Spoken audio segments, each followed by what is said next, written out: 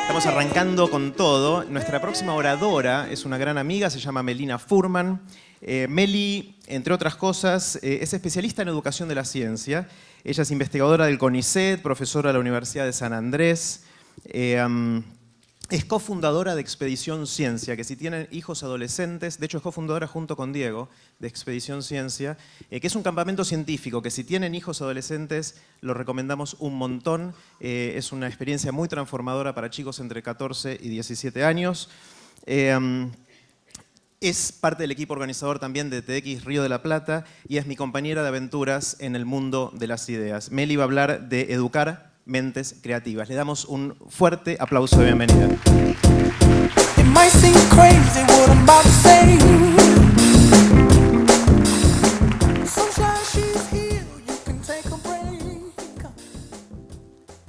¿Cuántos de ustedes piensan que la escuela obligatoria, la primaria y la secundaria, debería enseñarles a los chicos a innovar? A ver, manos. Por eso están acá, ¿no? Esta era fácil. Todos, o casi todos. Ahora hagan un poco de memoria. ¿Cuántos de ustedes recuerdan haber aprendido en su propio paso por la escuela capacidades para innovar? Casi nadie, ¿no? Algunas manitos afortunadas por ahí, casi nadie. Siempre suelo hacer esta pregunta en distintas audiencias y la respuesta es calcada.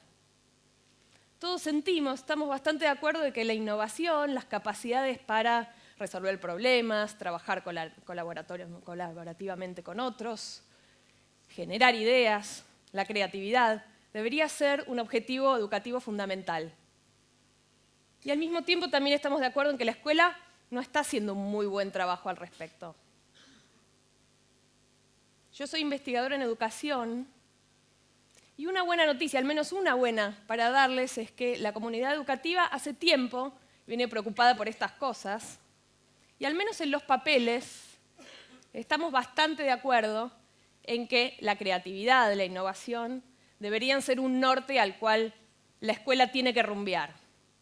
Si uno mira los programas de estudio, el currículum de muchas partes del mundo, incluida la Argentina, vamos a encontrar que dicen cosas muy bonitas. Por ejemplo, esta. Esto es lo que dice el currículum del Reino Unido en el año 99. Dice, el currículum debería capacitar a los alumnos para pensar creativa y críticamente, para resolver problemas y para mejorar el mundo. Poco ambicioso, ¿no? Debería darles la oportunidad de ser creativos, innovadores, emprendedores y capaces de liderazgo.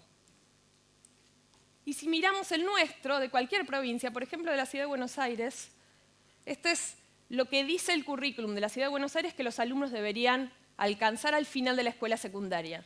Hay una serie de objetivos fundamentales y fíjense el número 6, ahí en rojo, dice pensamiento crítico, iniciativa y creatividad. Y hasta ahí está buenísimo, estamos todos muy de acuerdo en que ese es un objetivo a seguir. Pero si miramos por la ventana, cualquier clase, de cualquier materia, de primaria o de secundaria, en la mayor parte de las escuelas argentinas y de Latinoamérica, y en muchas partes del mundo pasa lo mismo, lo que nos encontramos es esto.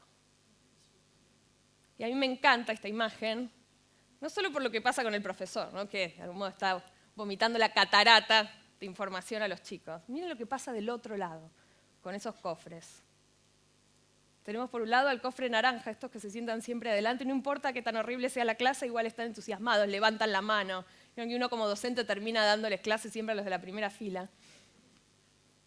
Tenemos a los cofres de atrás, el azul y el rojo, que ya están cerrados con un candado que probablemente no vuelvan a abrir. Pero lo más importante, lo más relevante, creo yo, es mirar a la gran masa de cofres grises, que son la mayor parte de los chicos. Que son chicos que atraviesan el sistema educativo a veces exitosamente, les va bien, hasta sacan buenas notas, se gradúan. Y sin embargo aprenden, después de muchos años de escuela, que aprender es eso, que aprender es gris, que aprender es una actividad desapasionada, es algo que hacemos para otros, no para nosotros mismos. Y en estas ganas de entender y de espiar un poco qué pasa dentro de las escuelas, uno de mis pasatiempos como investigadora es recoger las preguntas que aparecen en los pizarrones. Y las preguntas son una gran ventana a lo que pasa en el aula, y yo en particular investigo sobre cómo se enseñan las ciencias exactas y naturales, desde el jardín de infantes hasta la universidad.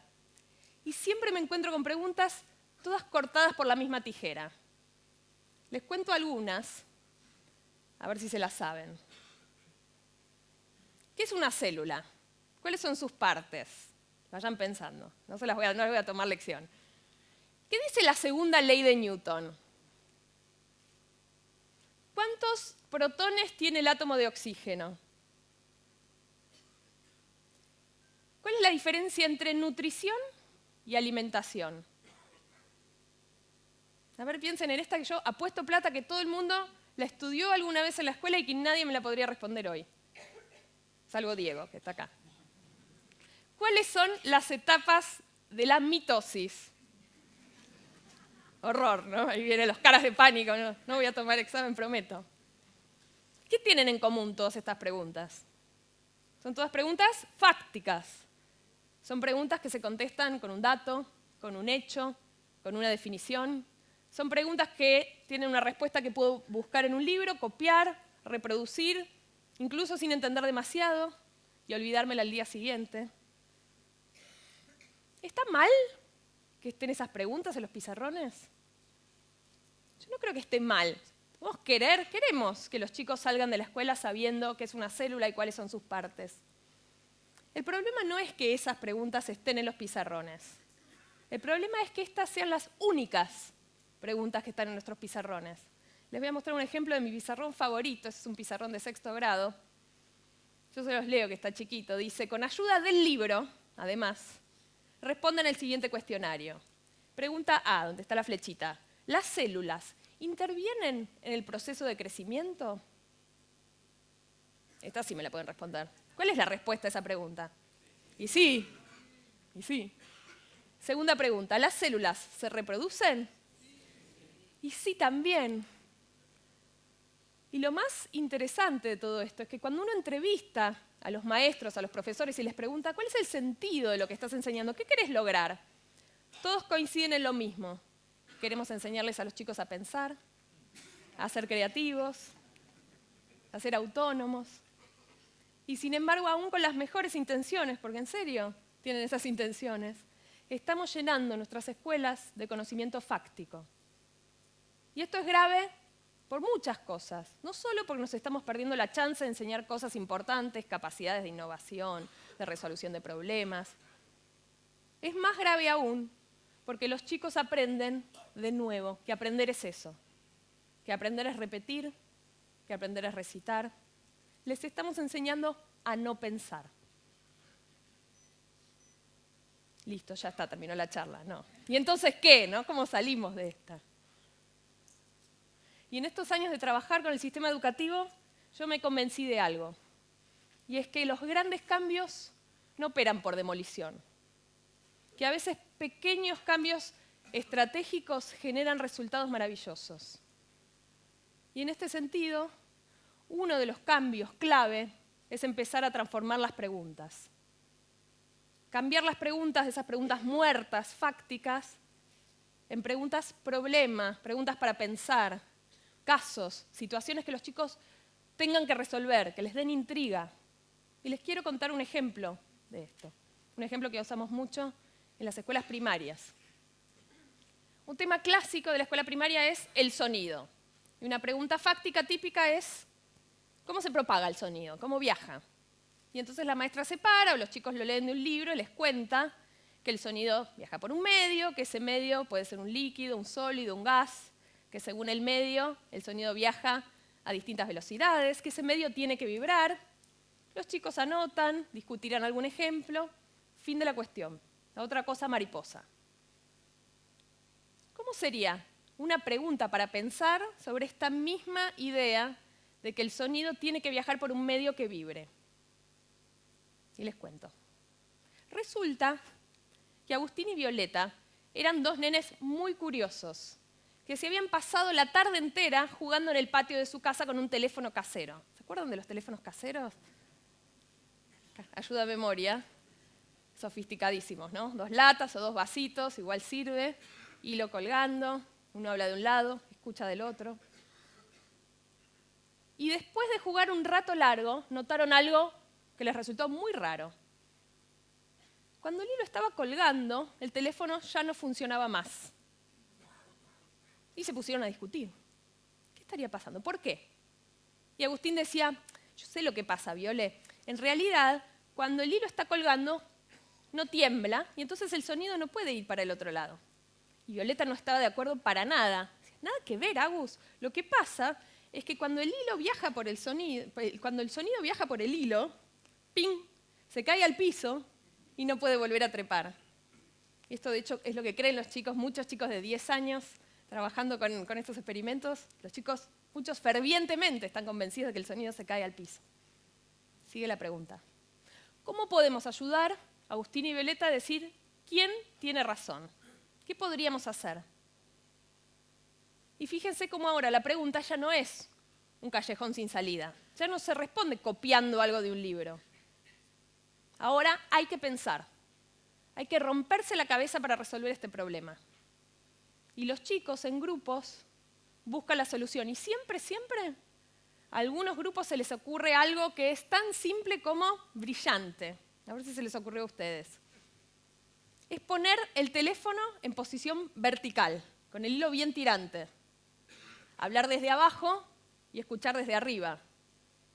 Si Agustín tenía razón, ¿qué va a pasar? Fenómeno, se va a escuchar del otro lado. Si la que tenía razón era Violeta, es lo contrario, no se va a escuchar nada. Y lo lindo de trabajar de este modo con los chicos es que muchos chicos se destapan. Encuentran talentos y gustos que ni siquiera sabían que tenían. Y les quiero contar un caso que yo quiero mucho, de un nene que se llama Ignacio, un nene de 9 años de una escuela pública de la ciudad de Mar del Plata, un nene del montón, que no se destacaba por nada en la escuela, de hecho no le gustaba ninguna materia en particular, mucho menos las ciencias naturales. Y después de trabajar durante algunos meses nomás con preguntas para pensar, Ignacio empezó a hacer experimentos en su casa, de preguntas que a él le daban mucha intriga. Y empezó a anotarlas en su blog del científico, solito, y trajo lo que hizo para mostrarnos. Investigó un montón de cosas, les voy a contar 2 que me dan mucha ternura. La primera pregunta que se hizo Ignacio fue esta. ¿Quién corre más rápido, el caracol o la lombriz? Fundamental, ¿no?, para la ciencia. ¿Y qué fue lo que hizo Ignacio? Acá está su cuaderno del científico. Se armó una pista, puso al caracol y a la lombriz a correr, escribió con qué materiales lo iba a hacer, qué iba a comparar, qué iba a medir. Mapeó todos los resultados posibles, que es porque así nosotros le enseñamos a trabajar. Un científico en realidad no quiere comprobar algo que ya sabe, quiere averiguar algo que no sabe. Y entonces hay que imaginarse antes de hacer un experimento cuáles son todos los resultados que puedo tener. Y entonces dijo, bueno, por ejemplo, puede ganar el caracol y segundo la lombriz, o viceversa, o pueden empatar. Y después lo hizo. Y ahí anotó los resultados. Imagínense la escena de Ignacio sentado con el cronómetro, mirando la lombriz y el caracol corriendo la carrera. Y entonces encontró, por ejemplo, que la lombriz llegó a los 20 minutos. Eso es dedicación científica, ¿no? 20 minutos, cronómetro, viendo cómo la lombriz llegaba. Y el caracol llegó en 30 minutos. Ya saben por quién apostar en una carrera de estas. Dato científico que los avala. Y otra investigación que hizo Ignacio, que a mí me encanta, fue con sus hermanas. Ignacio tenía la dicha, para todo científico, de tener hermanas mellizas y muy amigables que querían prenderse para sus experimentos. Y entonces se le ocurrió investigar, ¿qué te deja el pelo más suave? ¿El shampoo? ¿O vieron esos 2 en 1, el shampoo y el acondicionador juntos? ¿Quién sabe por qué se le ocurrió eso? Él lo quería saber. Y entonces, justamente las hermanas, por suerte, eran mellizas con pelo largo, unos 13 años tenían en ese momento, y el pelo igual de largo, el pelo parecido. Y entonces anotó que tenía que poner la misma cantidad, obviamente, había que comparar bien, de manera válida, de shampoo por un lado, shampoo y acondicionador por otro. qué iba a mirar, mirando y midiendo, mapeó de nuevo todos los resultados posibles. ¿De qué te podían? Genio. Y esta es la que no les voy a contar la respuesta, porque tienen tarea para su casa cuando se vayan a bañar esta noche, mañana a la mañana. A ver, ¿cuál es la respuesta? Y en esto de educar mentes creativas, quiero terminar con algo muy cortito, que es un proyecto bebé que estamos incubando en estos últimos meses con el equipo de TEDx Río de la Plata. Es un proyecto para escuelas secundarias que se llama Clubes de Ideas. TEDx Río de la Plata es una organización que se dedica a difundir ideas que vale la pena difundir, que son ideas que consideramos transformadoras. Y en este proyecto, que es chiquito, este año es piloto, estamos con 8 escuelas empezando y seguramente con muchas más el año que viene, los profesores acompañan a los chicos para buscar sus pasiones, construir ideas y aprender maneras de contárselas al mundo, de contagiar esa pasión a otros. En TEDx Río de la Plata sabemos que las ideas transforman. Contar una idea puede cambiar al mundo, pero antes puede transformar a quien la cuenta. Estamos convencidos de que aprender a desarrollar y comunicar ideas tiene que formar parte de nuestra educación. Por eso creamos los Clubes de Ideas, un programa que acompaña a escuelas en la creación de espacios donde los estudiantes generan ideas propias, aprenden cómo comunicarlas y luego las difunden para que el mundo las conozca.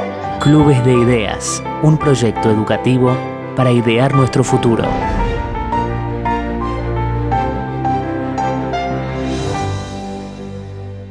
Como toda innovación, no sabemos para dónde va a ir, vamos a aprender mucho en estos primeros meses de implementación seguramente, pero sí pensamos que este proyecto tiene el potencial de impactar la vida de muchos chicos.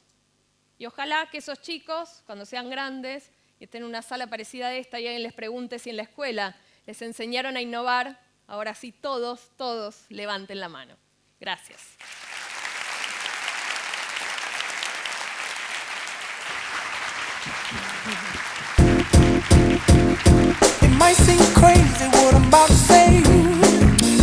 Melina Furman, una pregunta, Meli. Primero le voy a hacer una pregunta a la gente y después te hago a vos. ¿Cómo no? ¿Quiénes de acá son docentes? Ah, unos cuantos. ¡Wow! Un montón. ¿No tenían que estar trabajando ahora?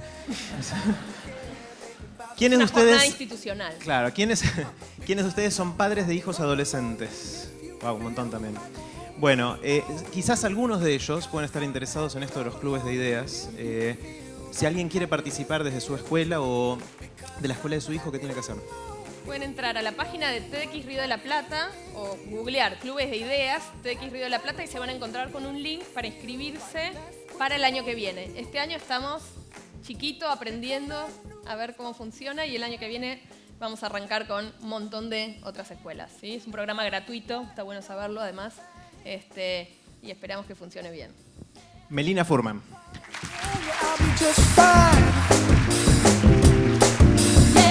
No offense to you.